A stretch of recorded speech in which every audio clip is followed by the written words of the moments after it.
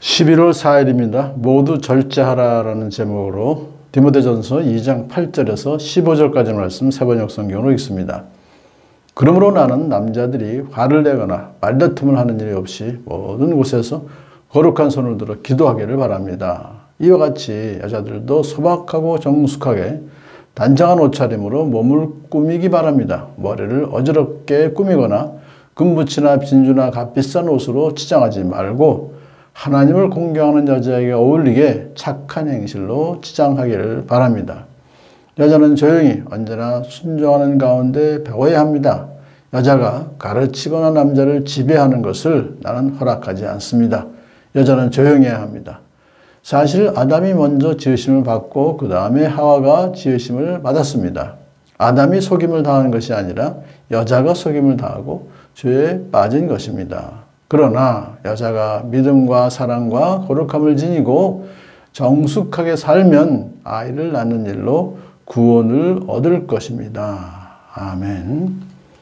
여기서 이제 공적인 예배에서의 어떻게 남자와 여자가 해야 될 것인가. 저는 그래서 양쪽 모두 절제하라는 그런 제목으로 오늘 말씀을 전합니다. 남자들에게 먼저 바울이 말합니다. 화를 내거나 말다툼을 하는 일이 없이 교회 안에서 화를 내고 말다툼하는 일이 그 당시에 종종 있었던 거예요. 남자들이. 그런 것에 대해서 그런 거 하지 말고 모든 곳에서 거룩한 손을 들어 기도하기를 바랍니다. 열심히 기도하는 일이 우선적으로 해야 된다. 말로 서로 싸워봐야 소용이 없다 이거죠. 근데 그 다음에 이와 같이 여자들도 소박하게 정숙하게 단정한 옷차림으로 몸을 꾸미기 바랍니다. 이건 왜냐하면 그 당시에 이렇게 머리를 어지럽게 하고 금붙이나 진주나 값비싼 옷으로 치장하던 여자들이 많이 있었다는 얘기죠. 에베소 교회 안에. 그래서 그러지 말고 절제하라는 거죠. 어떻게 해야 되냐? 하나님을 공경하는 여자에게 어울리게. 하나님을 공경하는 여자라면 그런 것으로 치장하는 것이 아니라 착한 행실로 치장하길 바랍니다. 이건 뭐 예수님 믿고 성결한 삶을 살고 그 하나님의 뜻에 합당하게 이웃을 섬기며 사는 그런 것으로 살아라 그런 얘기죠. 근데 이제 그 다음에 여자는 조용히 언제나 순종하는 가운데 배워야 합니다. 여자가 가르치거나 남자를 지배하는 것을 나는 허락하지 않습니다. 여자는 조용해야 합니다. 이 구조를 가지고 한쪽에서는 극단적으로 여자는 목사가 되면 안 된다. 그래서 아직도 목사 안수를 주지 않는 교단이 있습니다. 그런데 어떤 쪽에서는 그렇지 않다. 지금 남녀가 평등하니까, 동등하니까, 이것은 옛날 그 당시에로서 얘기다. 그렇게 이제 그냥 또 하는 수도 있어요. 전혀 무시하는 수도 있습니다만. 이제 그 다음에 여기서 우리가 그럼 성경의 창조 질서는 어떤 창조 질서냐? 그건 맞아요. 남자나 여자나 동등하게 창조되었어요. 그렇지만 다르게 창조되었다. 차별이 있는 것이 아니라 누가 높고 누가 낮은 것이 아니라 동등하지만 다르게 창조되었고 남자와 여자는 그 가치와 존엄성에 있어서 대등하지만은 역할과 기능에 있어서 서로 다르다. 이건 꼭 뭐 남자나 여자만이 아니라 모든 사람은 다 마찬가지예요. 모든 사람, 남자끼리도 여자끼리도 동등해요. 가치와 존엄성은. 그러면 역할과 기능이 서로 다른 거죠. 이 시대가 바뀌면서 지금은 더군다나 남성이나 여성이나 뭐 역할을 이렇게 그래서 성적으로 구별되는 게 아니라 이제 사람들로, 사람에 따라서 다 다른 거예요. 그래서 여하튼 남자와 여자가 상호 의존적으로 서로 보완하도록 하셨어요. 창조 질서는. 그렇지만 이제 하와가 아담과 타락한 여기서 다 바울이 지적을 했죠. 아담이 먼저 지으심을 받고 그 다음에 하와가 지으심을 받았다. 뭐 순서가 그렇게 사실 중요한 건 아니죠. 근데 그 다음에 이제 아담이 속임을 당한 것이 아니라 여자가 속임을 당했다. 그래서 죄에 빠졌다. 이건 여자를 좀 책임을 더 묻는 그런 지금 바울의 얘기예요. 그래서 이것도 사실은 결국은 똑같은 죄이죠. 남자나 여자나. 이제 그런 걸 볼 때는 그냥 이것은 또 어느 정도 우리가 이해하고 넘어갈 수가 있습니다.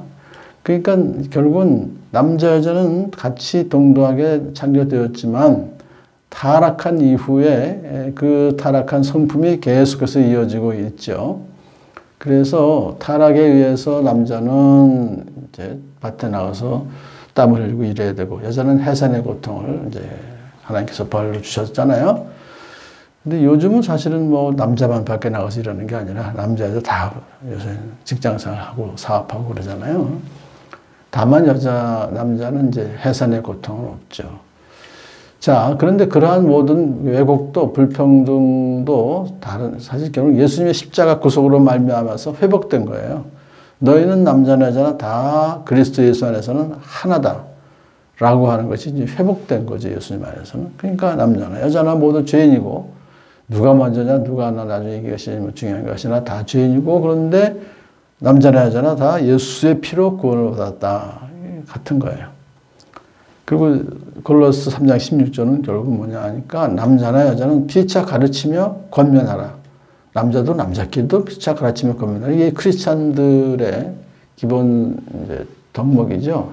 서로 가르치고 권면하지, 남자는 항상 가르쳐야 되고 여자는 배워야 되고 그건 아니죠. 이런 것은 결국은 디모데 전서를 쓸 당시에 그 에베소 교회 안에서 좀 지나친 면이 있었기 때문에 강조하는 것이구나. 근데 이제 마지막 절이 그러나 여자가 믿음과 사랑과 거룩함을 지니고 정숙하게 살면 아이를 낳는 일로 구원을 얻을 것입니다. 이게 참 해석이 굉장히 어려운 그 대목입니다. 아이를 낳는 일로 구원을 얻을 것입니다. 라고 하는 이 말씀은 이렇게 우리가 이해할 수 있어요. 해산의 고통은 여자의 형벌이죠. 그런데 여자는 해산을 해야 함에도 불구하고 고통을 받아요. 함에도 불구하고 예수 믿고 믿음과 사랑과 거룩함을 지고 살면은 그건 예수 믿는 후에 다행히 따라오는 거죠. 그러면 결국은 구원을 받게 된다. 같다는 거예요. 믿음으로 구원을 받는 것은 남자나 여자나 같다. 오늘도 이 말씀을 통해서 우리가 하나님께서 남자와 여자를 평등한 존재로 창조하신 것, 그렇지만 서로 질서와 순서와 기능 분담을 또 해주신 것, 그걸 잘 이해하고 상호 의존적으로 서로 돕는 배필도 서로 돕는 배필이잖아요. 그렇게 해서 살아가는 복된 가정 되기를 축복합니다.